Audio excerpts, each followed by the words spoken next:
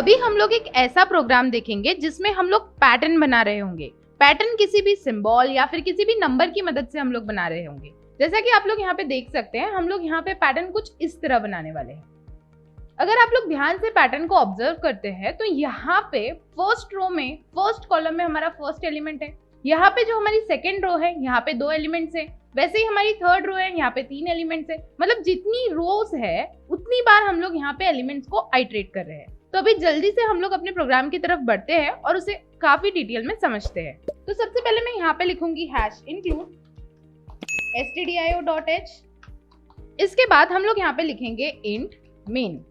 जैसा कि अगर आप लोग पैटर्न को ऑब्जर्व करें तो आप लोग यहाँ पे देख सकते हैं हमारे पास 5 रोज है और 5 कॉलम है। जब हम लोग रो 1 की बात करते हैं तो यहाँ पे 1 एलिमेंट है।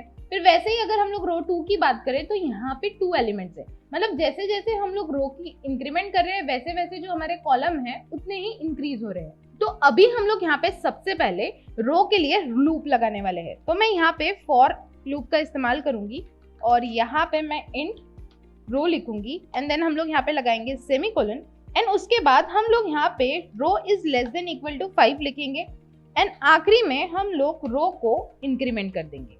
तो अभी हम लोगों ने यहाँ पे लेस देन इक्वल टू 5 क्यों लिया है? क्योंकि अभी जो हमारे यहाँ पे लूप घूमने वाला है वो यहाँ पे 5 तक घूमने वाला है। तो और उसके बाद यहाँ पे जो हमारी रो की वैल्यू है वो इंक्रीमेंट होने वाली है। तो यहाँ पे मैं इनिशियली क्या करती हूँ, रो को वैल्यू दे देती हूँ 1।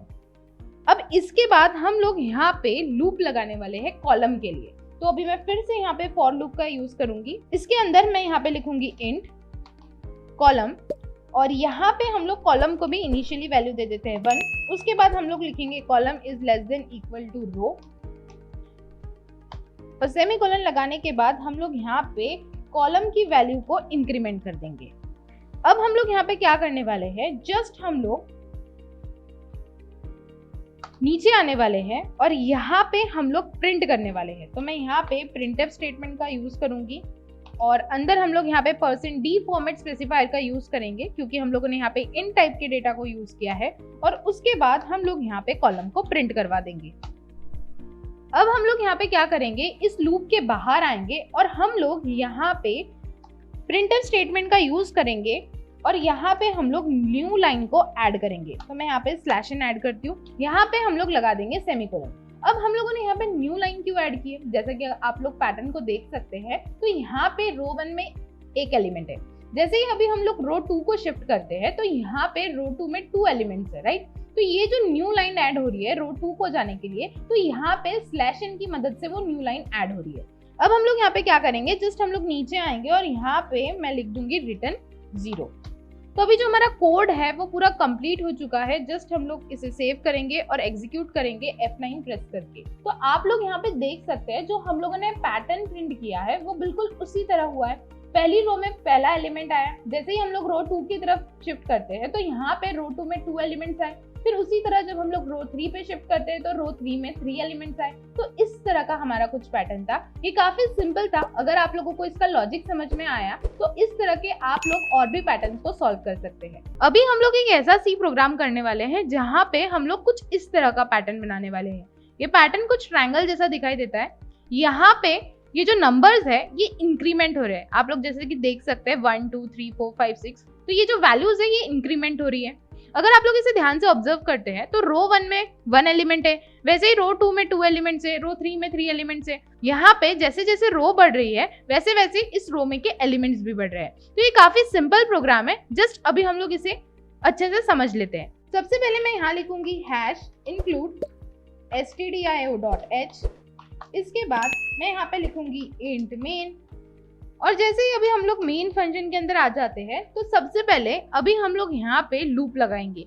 अभी हम लोग यहाँ पे सबसे पहले रो के लिए लूप लगाएंगे। जैसा कि मैंने आप लोगों को बताया रो 1 के अंदर 1 एलिमेंट है, वैसे ही रो 2 के अंदर 2 एलिमेंट्स है। तो अभी हम लोगों को इसके लिए लूप लगाना होगा। तो यहाँ पे अभी हम लोग सबसे पहले रो के लिए लूप लगाएंगे। तो यहाँ पे मैं यूज करूंगी फॉर लूप। यहाँ पे मैं लिखूंगी इंट क्योंकि हम लोग यहाँ पे इंटीजर टाइप वैल्यूज ले रहे हैं तो हम लोग यहाँ पे इंट डेटा टाइप का यूज करेंगे। उसके बाद मैं यहाँ पे लिखूंगी रो इज इक्वल टू 1। हम लोग यहाँ पे रो की इनिशियल वैल्यू 1 रख देते हैं। उसके बाद मैं यहाँ पे क्या करूंगी, row is less than equal to 5 and then हम लोग यहाँ पे रो को इंक्रीमेंट कर देंगे। ओके, अभी हम लोग क्या करेंगे, अभी हम लोग यहाँ पे कॉलम के लिए लूप लगाएंगे। तो मैं यहाँ पे लिखती हूँ for int call is equal to 1 और अभी हम लोग यहाँ पे लगाएंगे सेमी कोलन, फिर मैं यहाँ पे करूंगी col is less than equal to row और फिर हम लोग यहाँ पे कॉल को इंक्रीमेंट कर देंगे, मतलब हमारी जो कॉलम है उसे हम लोग इंक्रीज कर देंगे।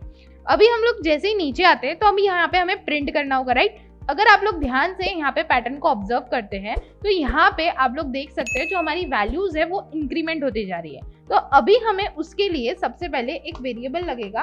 तो मैं यहाँ पे काउंट नाम का वेरिएबल डिक्लेयर करती हूँ और यहाँ पे इसे मैं एक वैल्यू भी रख देती हूँ 1 और यहाँ पे मैं लगा दूंगी सेमीकोलन। अब हम लोग जस्ट अंदर आएंगे हमारे लूप के और यहाँ पे मैं प्रिंटफ स्टेटमेंट का यूज करूंगी और यहाँ पे मैं लिख दूंगी %d,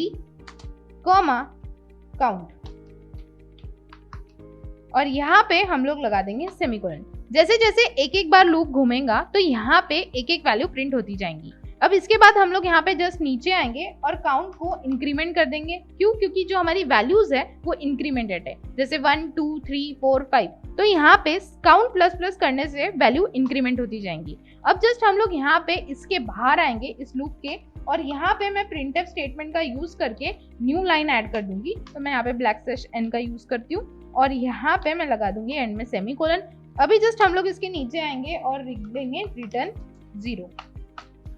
अभी जो हमारा कोड है वो पूरा कंप्लीट हो चुका है। जस्ट हम लोगों ने यहाँ पे सबसे पहले रो के लिए लूप लगाया, फिर कॉलम के लिए लगाया और फिर यहाँ पे काउंट को प्रिंट करवाया एंड देन हम लोगों ने यहाँ पे काउंट को इंक्रीमेंट भी करवाया और आखिरी में हम लोगों ने यहाँ पे न्यू लाइन को ऐड किया। जैसे कि आप लोग पैटर्न को ऑब्जर्व करते हैं, हर रो के बाद यहाँ पे न्यू लाइन ऐड हुई है।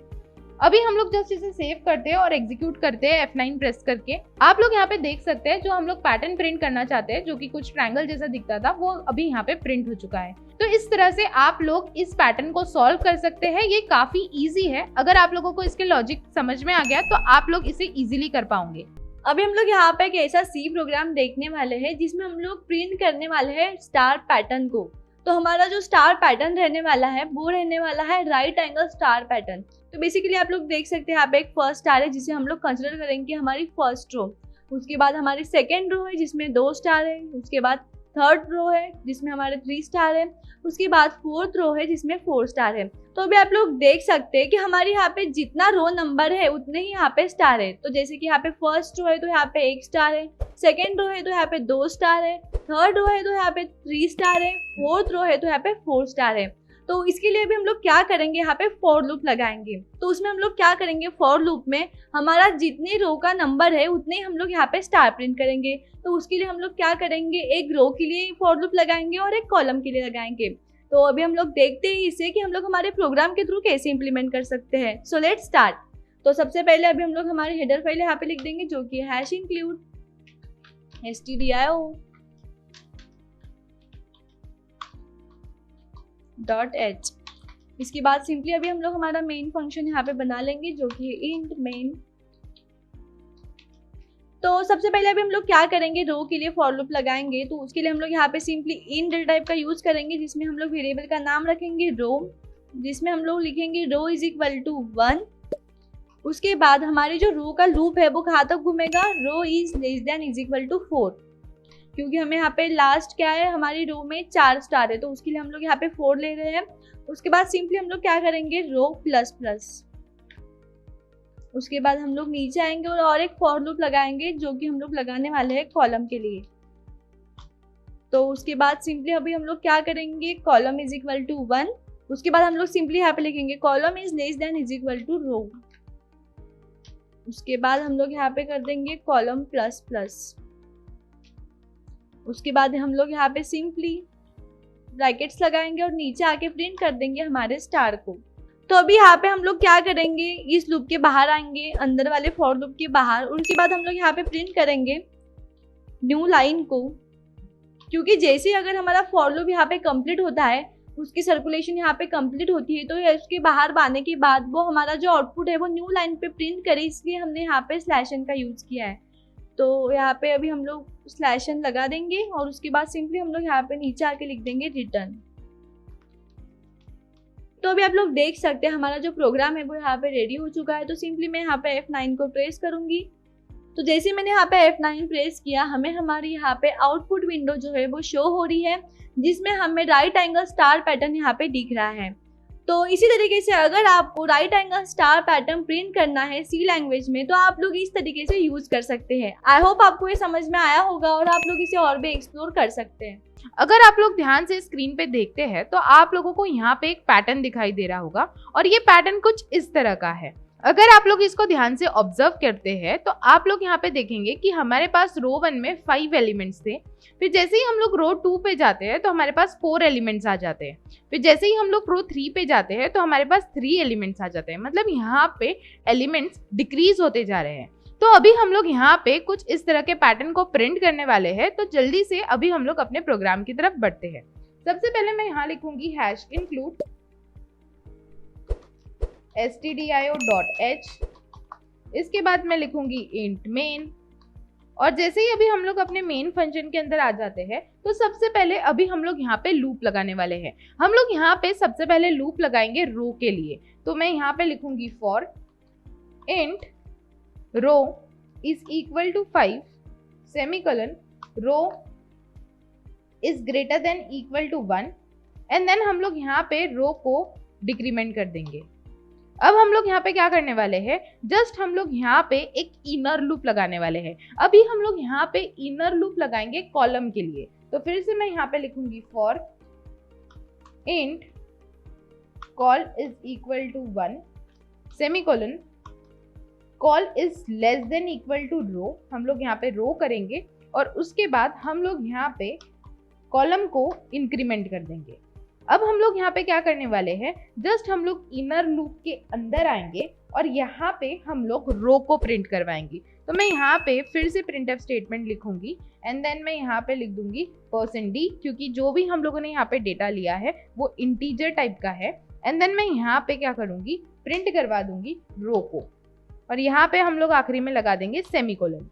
अब हम लोग क्या करेंगे, जस्ट इस इनर लूप के बाहर आएंगे और यहाँ पे मैं printf स्टेटमेंट का यूज करके मैं यहाँ पे न्यू लाइन को ऐड कर दूंगी। तो मैंने यहाँ पे ऐड कर दी न्यू लाइन और हम लोग यहाँ पे लगा देंगे सेमीकोलन। अभी आप लोग यहाँ पे सोच रहे होंगे कि हम लोगों ने यहाँ पे न्यू लाइन क्यों ऐड की। तो अगर आप लोग यहाँ पे ध्यान से पैटर्न को ऑब्जर्व करते हैं तो यहाँ पे जैसे ही हमारी यहाँ पे रो 1 कंप्लीट होती है तो हम लोग नेक्स्ट रो की तरफ शिफ्ट करते हैं। तो यहाँ पे जब हम लोग नेक्स्ट रो की तरफ शिफ्ट करते हैं तो हमारी यहाँ पे न्यू लाइन ऐड हो रही है, इसलिए अभी हमें यहाँ पे न्यू लाइन ऐड करना पड़ा। अभी मैं यहाँ पे नीचे आने के बाद कर दूंगी रिटर्न 0। अभी जो हमारा कोड है वो बेसिकली पूरा कंप्लीट हो चुका है। जस्ट मैं इसे सेव करूंगी और एग्जीक्यूट करूंगी F9 प्रेस करके। तो आप लोग यहाँ पे देख सकते हैं जो हम लोग पैटर्न प्रिंट करना चाहते थे बिल्कुल वैसा ही पैटर्न यहाँ पे प्रिंट हुआ है। ये काफी सिंपल है। अगर आप लोगों को इसका लॉजिक समझ में आ गया तो आप लोग इसे इजीली कर पाओगे। अभी हम लोग यहाँ पे एक ऐसा नंबर पैटर्न देखने वाले हैं जिसमें हम लोग सिंपली राइट एंगल पैटर्न देखने वाले हैं। जैसा कि आप लोग हमारे स्क्रीन पे देख पा रहे हो, हमने यहाँ पे एक पैटर्न ड्रॉ कर रखा है। तो अभी हम लोग क्या करते हैं, सबसे पहले हमारे पैटर्न को समझ लेते हैं। तो जैसा कि आप लोग देख सकते हैं, जैसे हमारी फर्स्ट रो स्टार्ट होती है हमें यहाँ पे 1 नंबर मिलता है। जैसे हम लोग सेकेंड रो पे आते हैं हमारी रो 2 से स्टार्ट होती है। जो हमारा रो नंबर है वही हमारा यहाँ पे नंबर शो हो रहा है। और वैसे क्या हो रहा है, डिक्रीमेंट हो रहा है बाय 1 से। जैसे हमारी थर्ड रो स्टार्ट होती है तो 3 2 1 ऐसी नंबरिंग हो रही है।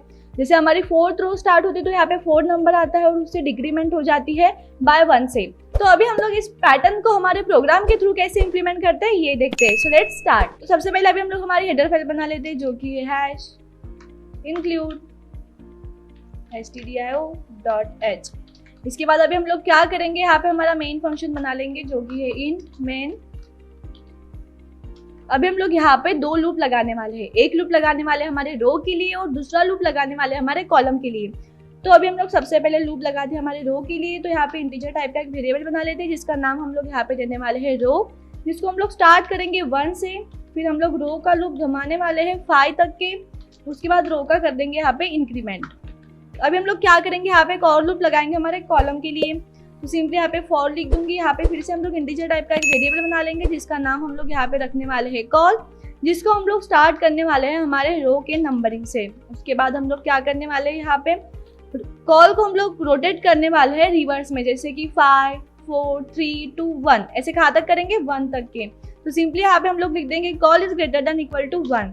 इसके बाद हम लोग यहाँ पे कॉल का डिक्रीमेंट कर देंगे सिंपली माइनस माइनस ऑपरेटर का यूज करके, और सिंपली नीचे आके हम लोग प्रिंट एफ में कर देंगे प्रिंट हमारे कॉल को। तो सिंपली यहाँ पे % लिख देंगे क्योंकि हमारी जो नंबर है यहाँ पे इंटीजर टाइप में है, और यहाँ पे सिंपली कॉल लिख देंगे। तो अभी हम लोग क्या करेंगे, यहाँ पे जैसे हमारे कॉलम का लूप खत्म हो जाता है और बाहर आता है तो हम लोग यहाँ पे न्यू लाइन लगा देंगे। इससे क्या होगा कि हमारी जो नेक्स्ट रो है वो न्यू लाइन पे आएगी। तो सिंपली यहाँ पे मैं लिख दूंगी \n।